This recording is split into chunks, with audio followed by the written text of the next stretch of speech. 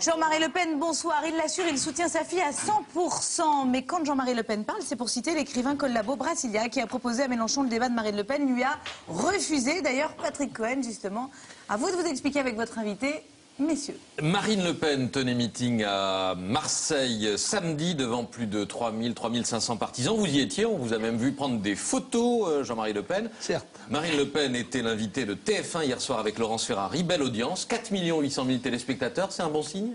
Oui, je crois. C'est même mieux que ça, je crois. On m'a dit 5,4 millions, moi. Ah, peut-être en pointe, mais en audience moyenne, en audience, c'est 4,8 millions en pointe, sur la... 6 millions, 5 millions, enfin, bref. Ah, vous avez regardé ça. C'est pas important, je crois que simplement, Hollande avait dû faire 3 millions, je crois, dans cette émission. Il a fait un peu 3 millions d'eux, exactement. Oui, c'est ça, voilà. 3 millions. Donc c'est un bon signe, vous avez regardé, oui, vous avez bon apprécié.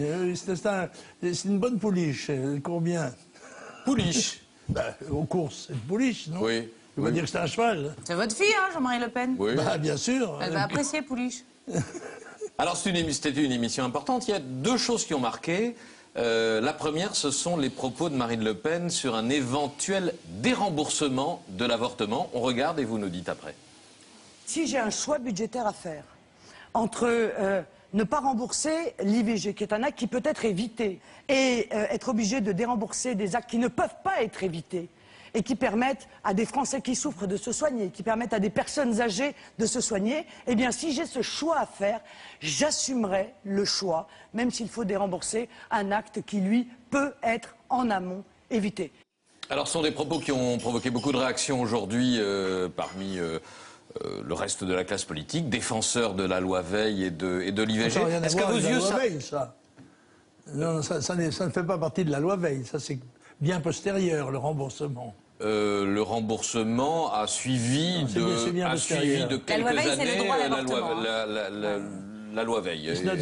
Assez peu. Est-ce que, à vos yeux, ça va dans le bon sens? Est-ce que ça fait partie des fondamentaux du Front National au même type que l'immigration et l'insécurité? Ça me paraît très raisonnable. Dans la situation financière publique où est la France, il faut faire des choix. Et ça me paraît un choix raisonnable. En effet, je suis assez d'accord avec la position de Marine.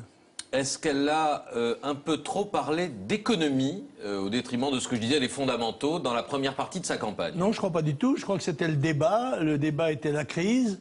La campagne s'est enclenchée sur ces débats de politique économique, sociale.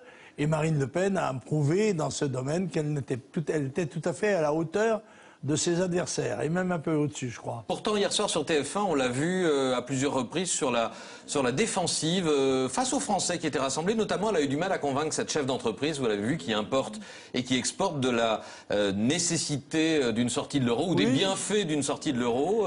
Écoutez, moi je l'ai trouvée royale. J'ai trouvé qu'elle dominait absolument son sujet. Et en effet, répondre à des questions comme ça, au débeauté, des questions imprévues par Marine, mais prévues par celle qui les pose, évidemment, et les journalistes qui sont là, vous le savez bien. Bon, j'ai trouvé qu'elle avait été remarquable, moi. Bon.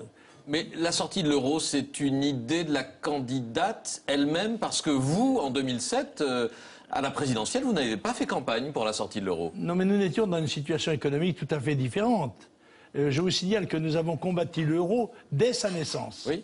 Nous étions contre. Et nous avons prévu que tôt ou tard, l'euro s'effondrerait. Il va s'effondrer.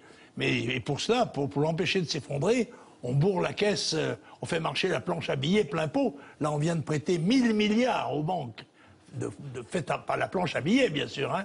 Et je crois que je crois qu'il faut se préparer à la sortie de l'euro. Ceux qui n'y sont pas préparés vont débouler dans le chaos, cul par-dessus tête, et ça risque d'être dramatique. Nous avons, nous, un plan pour faire face à l'effondrement de l'euro. La viande halal, est-ce que c'est un bon thème? Certains trouvent que c'est pas forcément du niveau d'un débat présidentiel, mais que ça relève du sous-secrétariat à l'alimentation. Est-ce que Marine Le Pen a eu raison de s'en saisir? Non, il n'y a pas que ça. Non, la vraie raison de l'opposition à l'abattage, plutôt à l'égorgement sans étourdissement, égorgement dont vous savez qu'il produit chez l'animal des souffrances qui peuvent durer jusqu'à 10 minutes, un quart d'heure. C'est cela le vrai problème. On doit étourdir les animaux que l'on va tuer.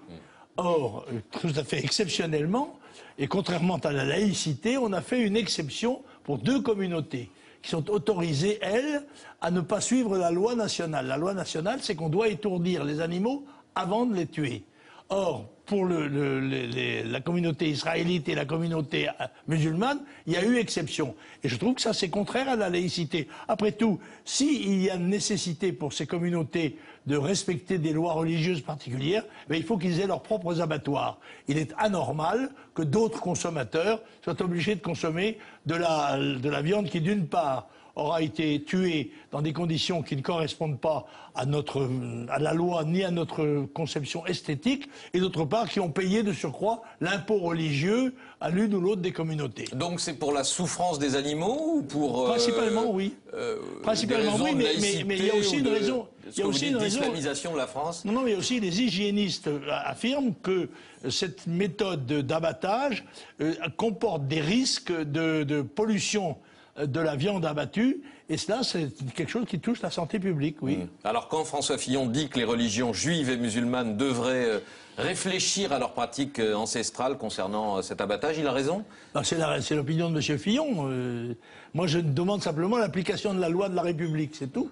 La loi de la République s'applique à tout le monde, normalement. Enfin, la loi, c'est la réglementation, oui. En l'occurrence, et pour les... Non, il y a une loi qui oblige à étourdir les animaux avant de les abattre.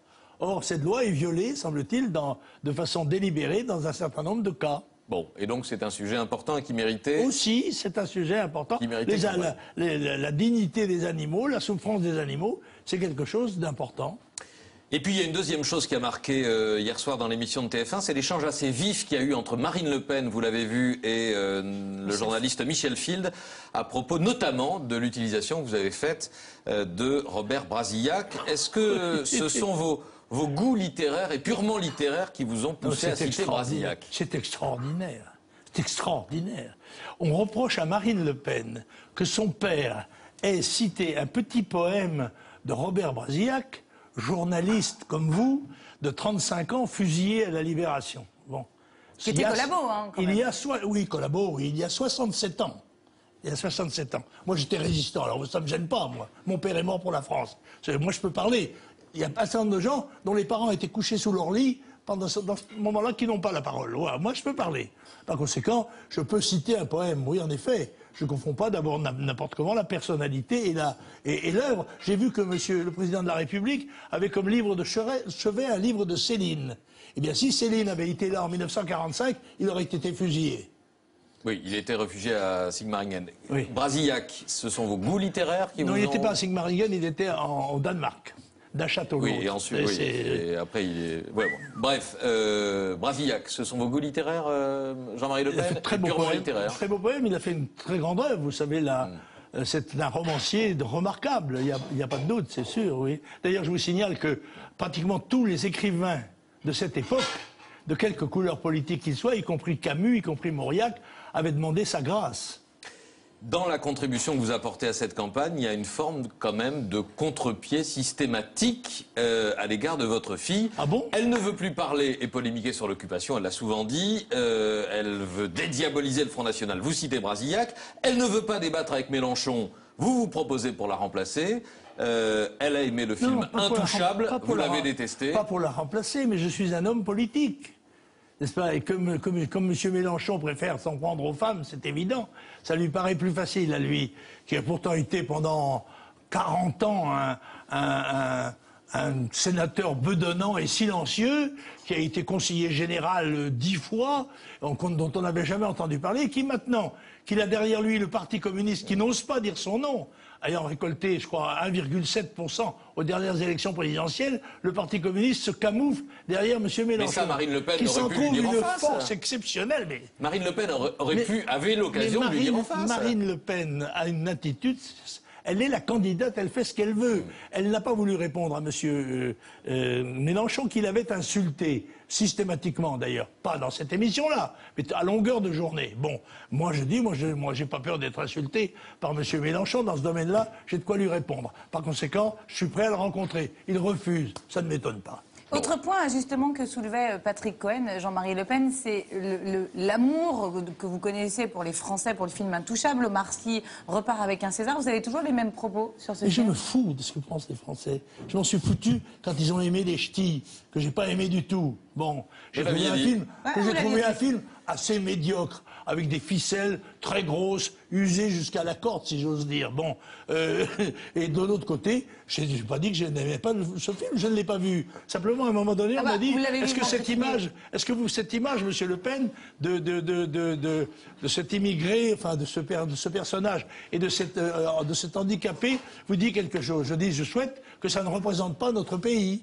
Oui. Voilà. Bon, Omar Sy n'est pas immigré, mais...